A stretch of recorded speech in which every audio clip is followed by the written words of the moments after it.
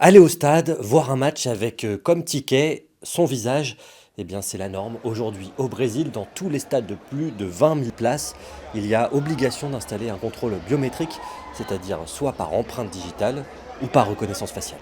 En Europe, une telle scène est impossible, car la reconnaissance faciale en temps réel est interdite, notamment pour des questions de respect de la vie privée. À Sao Paulo, les supporters de Palmeiras n'ont pas besoin de papier pour entrer dans l'Allianz Parque. Todo mundo entrar com muita facilidade, você não precisa de papel, você não precisa imprimir nada.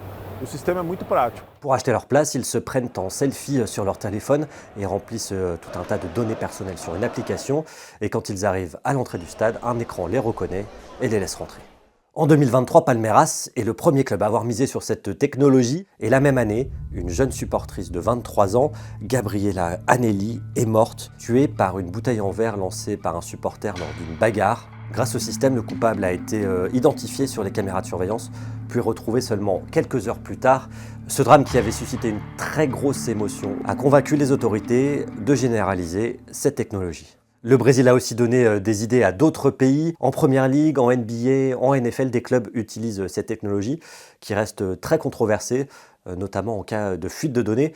Au Brésil, la loi en vigueur stipule que les données fournies doivent rester strictement confidentielles. Pour le club de Palmeiras, la reconnaissance faciale n'est pas seulement utile pour limiter les violences dans le stade, c'est aussi un outil très précieux pour lutter contre le marché noir. Porque hoje, cada torcedor, nós temos o CPF, o endereço, o e-mail, o telefone e a face.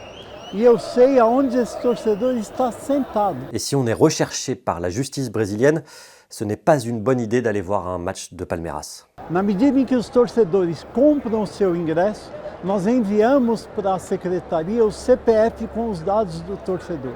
E eles nos devolvem informando qual daqueles CPFs que tem alguma dívida com a justiça. Quando o torcedor vem ao estádio, ele é identificado e capturado pela polícia. Selon le club, près de 200 arrestations ont eu lieu à l'entrée du stade grâce à cette technologie, dont, toujours selon Palmeiras, des personnes suspectées de narcotrafic et de meurtre.